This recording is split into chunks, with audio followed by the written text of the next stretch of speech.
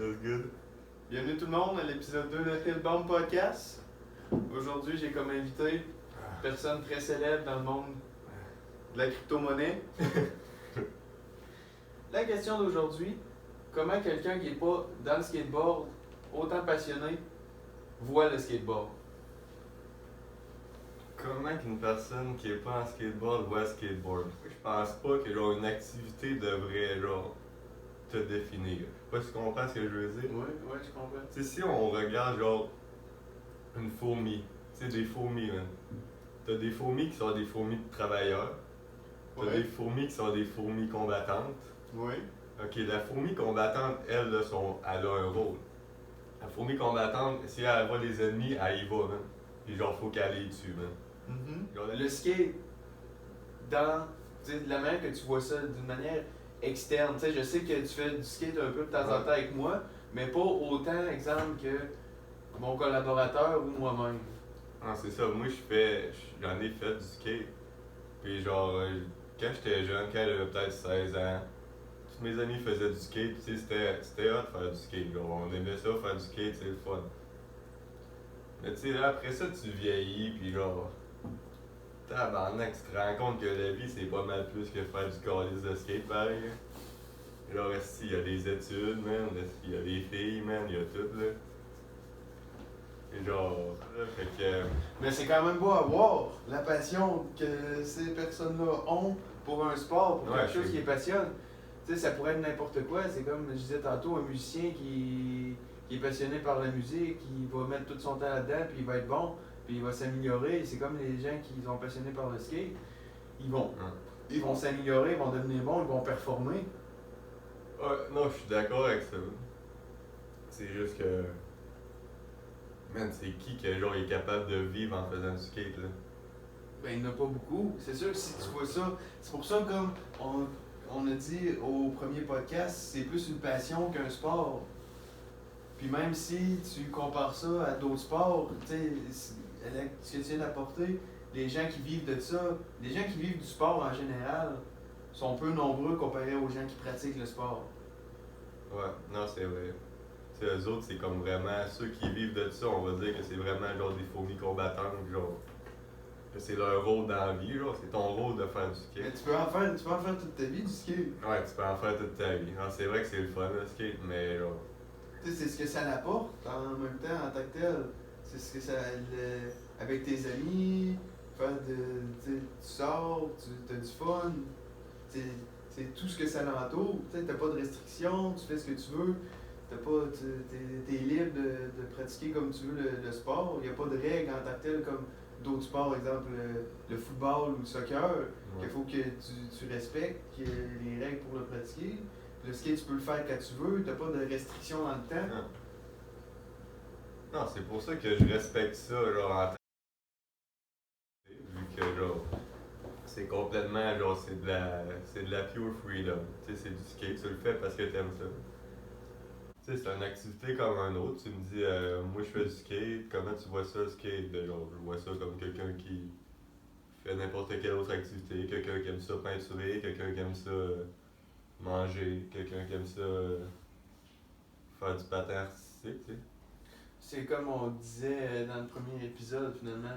C'est comme un art, tu le pratiques comme tu veux, puis tu le fais comme tu le veux.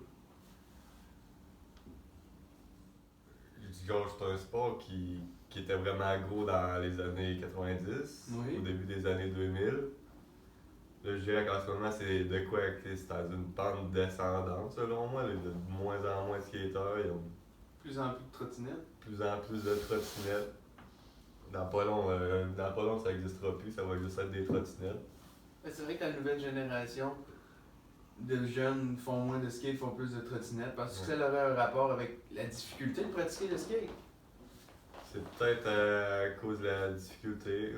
Moi, je pense que oui. Parce que les jeunes de nos jours, ils sont tellement. Genre, ils ont pas de. Ils veulent pas grinder des affaires qui sont trop dures. T'sais, ils veulent que genre, ça soit instantané, genre le progrès. T'sais, ils vont pas lire un livre. Là. Ils vont jouer une game de Fortnite. C'est des affaires de même. Genre, le skate pour devenir bon, ça prend beaucoup de temps. Fait que c'est pour ça que les jeunes de nos jours ils font la trottinette, parce que la trottinette ça prend beaucoup moins de temps à devenir bon, t'embarques dessus, puis genre t'as plus de contrôle, tu peux plus te faire du fun dans les quartz rapidement, tu roules plus, puis genre c'est pour ça qu'ils font plus la trottinette que le skate de nos jours selon moi.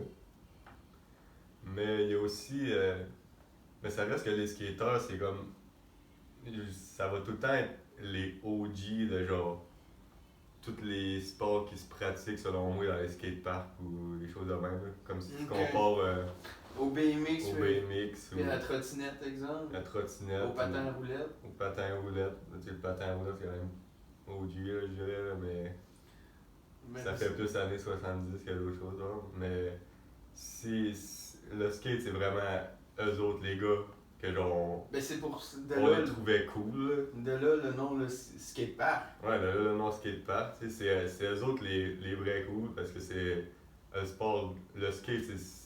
Ben, le sport, l'activité, c'est vraiment plus technique que n'importe quel autre sport. Là. T'es pas attaché sur ton skateboard. Là. C'est vrai. Puis genre, tu peux la faire des flips, tu peux. Genre, moi, quand je vois le monde faire des choses sur un skateboard, genre, vu que j'en ai déjà fait, c'est juste, je n'en reviens pas à quel point ces gars-là sont talentueux puis ils font des affaires compliquées puis à quel point il a fallu qu'ils mettent des heures là-dedans. Genre pour cette raison-là, je respecte ça, le skate.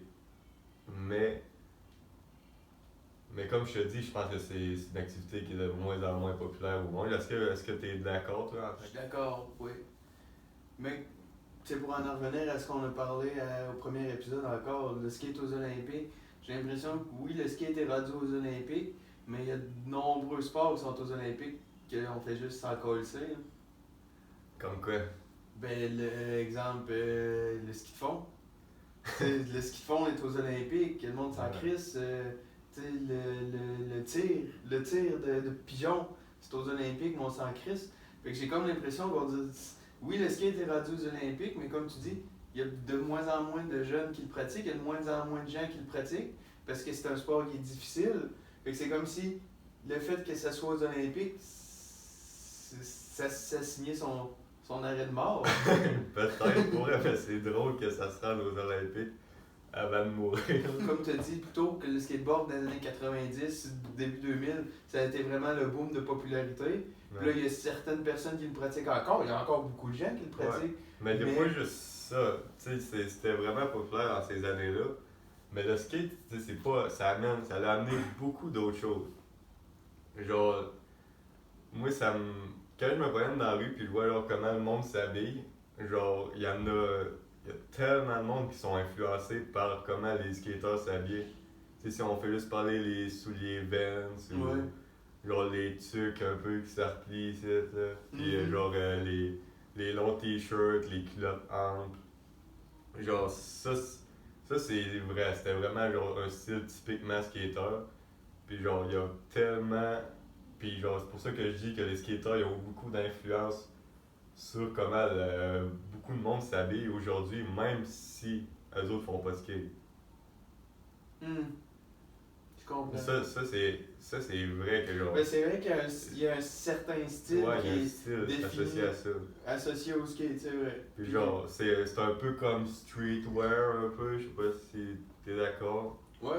Puis tu sais, c'est comme ce style-là, selon moi, c'est vraiment venu des skateurs. Hein, les skateurs, les vrais OG du skate, c'était du monde créatif.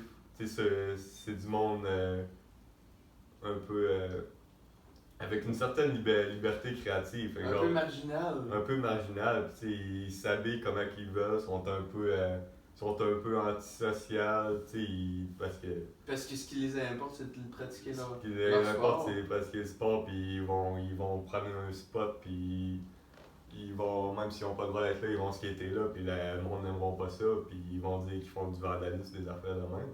Mais tu sais, c'est un peu de ce style-là, de rebelle, puis de streetwear. D'après moi, c'est vraiment partie des skateurs, puis genre ça, ben, il y a plein de monde qui font pas de skate, qui ont genre adapté ce style-là. Mais selon moi, c'est partie des skateurs un peu. Surtout à partir ben, genre depuis les années 90, début 2000. Ouais, le skate, genre ils ont beaucoup influencé. Là. Ouais. le streetwear pis genre ces choses-là. C'est vrai qu'ils ont eu une certaine influence. Ouais, Et genre ils n'ont encore aujourd'hui, mais moins, tu sais, ça reste que les kids qui font de la trottinette, là, d'après moi, ils savent au fond que d'autres qui sont jamais aussi cool qu'un gars qui fait du skate, là. tu peux pas être plus cool qu'un gars fucking bon en skate, là. La morale de cette histoire-là, c'est juste fais ce que tu veux, fais ce que t'aimes pour te sentir bien, puis profite de la vie. Hein. Be yourself. Sur ce, merci d'avoir été là. C'est la fin de l'épisode 2 d'Ilborn Podcast. On se voit la semaine prochaine.